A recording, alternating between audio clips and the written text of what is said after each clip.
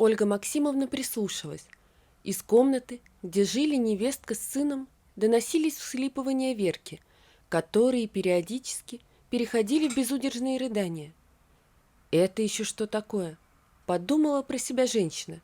Вроде криков и ругани вчера от них не слышно было.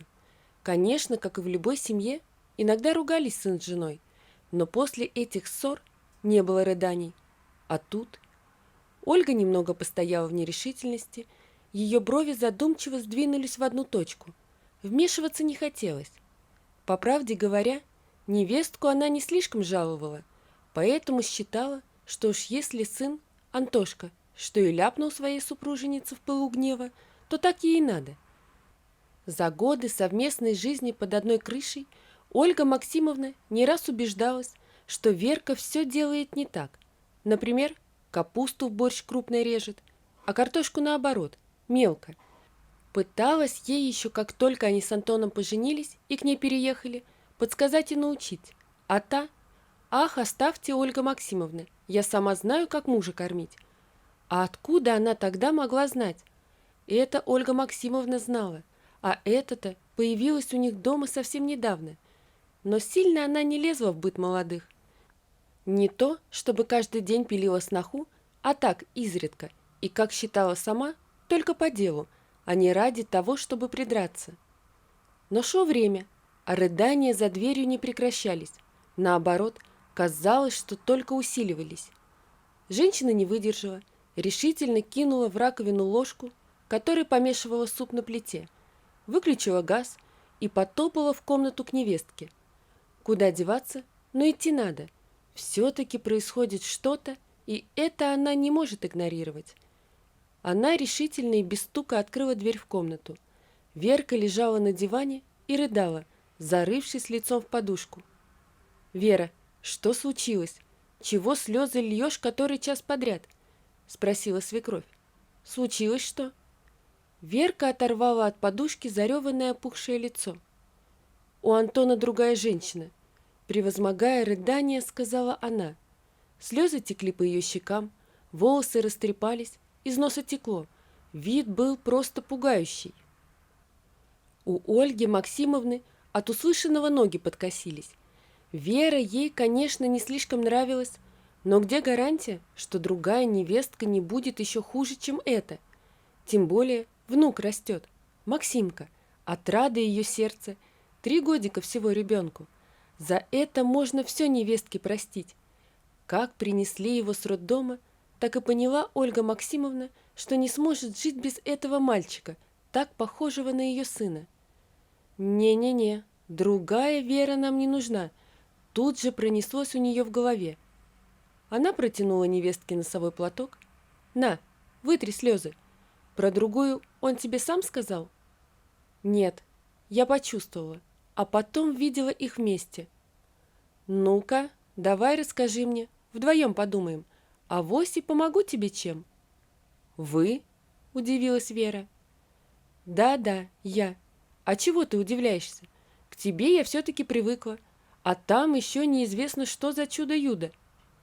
И Вера, скосив глаза на свекровь и немного подумав, решилась рассказать ей о своих подозрениях. «Понимаете, Ольга Максимовна, Антошка какой-то другой стал. Я даже не знаю, как описать. Отстраненный, неласковый, колючий. И самое главное, глаза все время от меня прячет, будто стыдится чего», — начала Вера.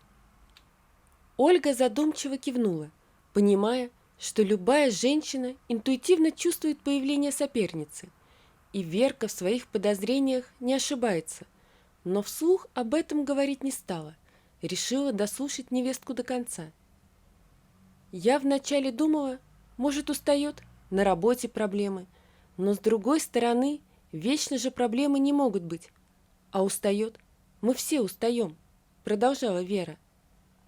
«И давно он себя так с тобой ведет?» – поинтересовалась Ольга. «Да уж больше месяца». Вера покраснела, будто задумалась, стоит ли свекрови дальше рассказывать, но все же решила, что стоит, и продолжила. «Неделю назад, когда вы к своей подруге на дачу уехали, я решила устроить Антону романтический ужин. Ну, сами понимаете. Ольга одобрительно кивнула, дескать, молодец, правильно. Мужики они такие, глазами любят, да и вкусно покушать. Ужин приготовила, свечи зажгла, белье кружевное нацепила. Верка покраснела. Ну, а он что? Пришел, к стенке отвернулся. Я устал, ужинай без меня. Представляете, как мне было обидно. Ольге, наверное, впервые в жизни было жаль невестку. Она сочувственно погладила Верку по плечу, представила себе в голове все это и аж у самой в сердце кольнула.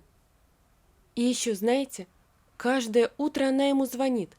Голос такой звонкий, девичий, мне даже слышно. Я его спросила, чего это тебе девушки по утрам названивают? Ну, а он что? А он? Это наш новый диспетчер Нина. Она по инструкции должна мне утром звонить. Только я не пойму, только Нина должна звонить, остальные нет? Диспетчеров-то 4, работа у них сменная. Да, дела, вздохнула Ольга. Вот ведь даже особо не прячется. Верка-то не то чтобы сильно умная, но не дура совсем. А он вот так. Верка вытерла слезы и продолжила. А вчера, когда она позвонила и вызвала его на объект, я потом, когда с Максимкой в парк гулять поехала, чуть лоб в лоб с ними там не столкнулась. Идет, рядом с ним девушка такая, лет на 10 нас моложе, модненько одетая, волосы светлые, идут в обнимку, улыбаются, просто сияют. А вечером он уже опять устал. «Так, ясно», — сказала свекровь. «Надо попробовать бороться. Ну а если ничего не получится, будь уверена, я вас с Максимкой не оставлю». Верка удивленно уставилась на Ольгу Максимовну. Уж от кого-кого, а от свекрови она такого участия не ожидала. Конечно, когда появился Максимка, она стала по-другому к ней относиться и всегда помогала, когда Вера просила. Вера даже на работу вышла, когда еще в садик не дали места, а с Максимкой бабушка сидела. Но тут, чтобы против своего сына ради нее и внука пошла. Но у Веры выбора в помощниках не было. А тут хоть попытается Ольга Максимовна, может, что и получится. Ведь любит она Антона, да и не хочет, чтобы сын без отца рос. Ты сейчас вот что. Возьми на работе отпуск, сходи в салон красоты. Пусть тебе там маски какие-нибудь сделают, макияж, а то вон вся зареванная. И одежду себе нормальную купи. Посмотри, что это за штаны на тебе. Колени вытянуты, на одном месте дырка. Такими штанами полы мыть хорошо. А я пока схожу к ним в контору, посмотрю, что это там за девица у нас завелась и насколько все это серьезно. Вера позвонила на работу и, сославшись на плохое самочувствие, отпросилась на сегодня, а также напомнила, что у нее отпуска неотгуленного много, и пора бы выделить хотя бы неделю.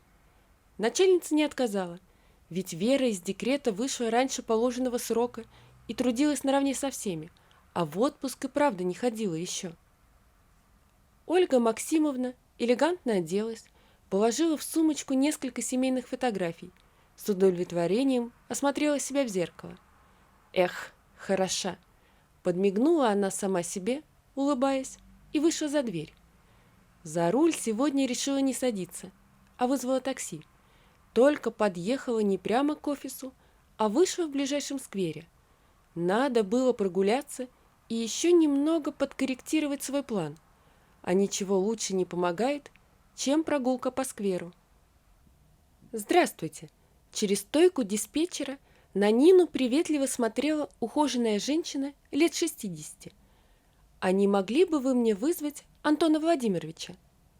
«А по какому вопросу?» – спросила Нина.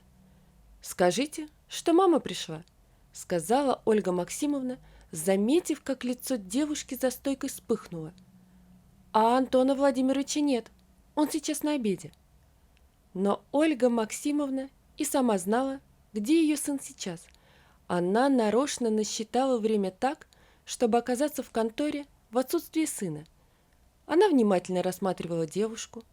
Ну да, симпатичная, с маникюром, хорошо одета, но уж если сравнивать внешне, то Верка по фигуристе будет, да и вообще интереснее. Просканировав девушку и сделав свои выводы, она изобразила на лице растерянную улыбку замученной Альцгеймером выжившей из ума старухи и произнесла: «А можно я у вас где-нибудь посижу? Подожду его». Девушка еще больше покраснела, исчезла из-за стойки где-то в глубине кабинета и через несколько минут вдруг оказалась рядом с Ольгой Максимовной. «Ой, у вас тут как в опере. Фигаро здесь, Фигаро там», — пропела Ольга, продолжая играть роль немощной бабуси, которой не помочь, Бога гневить. «Пойдемте, я вас чаем угощу», — предложила девушка-диспетчер. Дамы расположились в креслах за маленьким столиком. Девушка время от времени отвлекалась на телефонные звонки, фиксируя поступающие заказы в тетради. Вскоре Ольга Максимовна узнала, что Нина приехала из маленького города, живет на съемной квартире и воспитывает дочь одна, без мужа.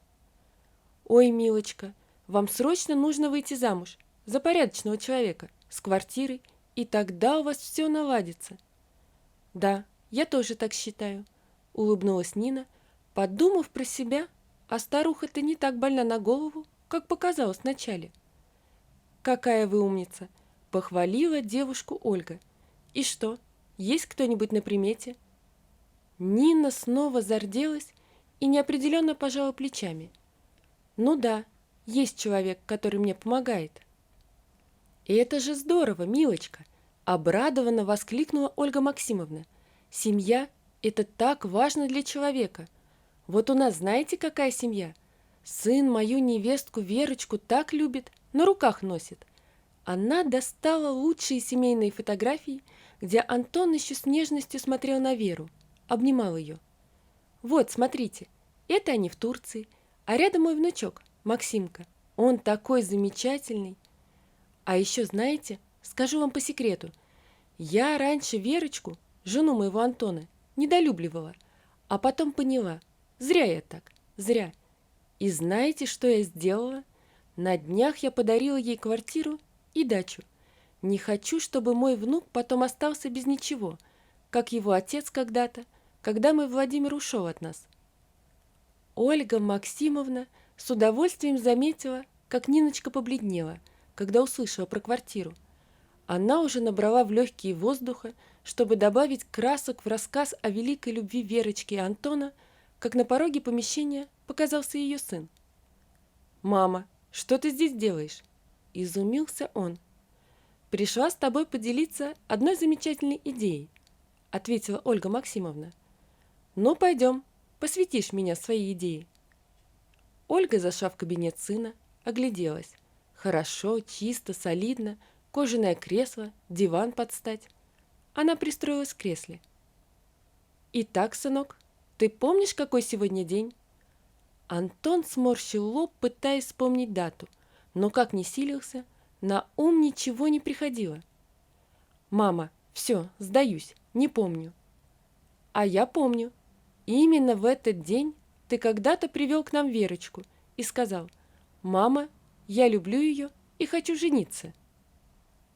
На самом деле это было совсем в другой день, но переубедить Ольгу Максимовну в том, что она ошибается, было невозможно. Поэтому Антон покорно кивнул головой и сказал: «Конечно, помню, мама». «И я помню, сынок, и я рада, что у меня такая замечательная семья. Ты, Вера, Максимка и я. Поэтому у нас сегодня дома будет праздник, и я очень надеюсь, что ты будешь вовремя и с подарком для Веры. Если у тебя нет денег, я тебе дам». Антон покраснел так же густо, как только что Ниночка. «Мама, да ты что? Я давно уже присмотрел для Веры подарок». «Надеюсь, это кольцо», — улыбнулась Ольга. Антону ничего не оставалось делать, как только кивнуть в ответ.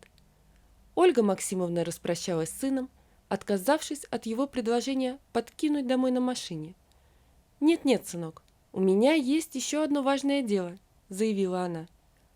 Потом она забрала Максимку пораньше из детского садика, а во дворе дома нашла дворника, о чем-то пошепталась с ним, записала что-то на листочке из блокнота и сунула ему деньги в карман. «Позвонишь и скажешь, как я сказала», — повторила она ему на прощание. Вечер был замечательным. Ольга Максимовна с Верой, преобразившейся после посещения салона, в кои-то веки вместе приготовили праздничный ужин и встречали обе красивые, нарядные, улыбающиеся главу семейства. Антон заявился вовремя, как в старые добрые времена, и с 2 букетами в руках. Радостный Максимка, уловив настроение взрослых, бегал вокруг них и кричал: «Ура! У нас праздник!» А за столом Антон произнес тост, сказал, что он счастлив, что когда-то в этот день сделал Вере предложение и надел ей на пальчик колечко. Вера, конечно, удивилась, уж она-то точно помнила, когда это произошло, но промолчала. В разгар веселья на телефон Антона вдруг поступил звонок с неизвестного номера. «Слышь ты, оставь Нину в покое», — звучал в трубке грубый мужской голос. «Она моя женщина». Но попытался что-то возразить Антон. «Я все сказал», — прервал его голос и отключился. «Что-то случилось?» — спросила Вера, ожидая, что муж сейчас скажет, что ему нужно срочно бежать на работу. «Нет, дорогая, просто все как-то решилось само собой». А Ольга Максимовна в этот момент отправила СМС дворнику: «Спасибо». Вечером Антону пришло сообщение уже от Нины: «Не надо нам больше встречаться». Антон ничего не стал отвечать, только подумал про себя: «И сам знаю, что не надо».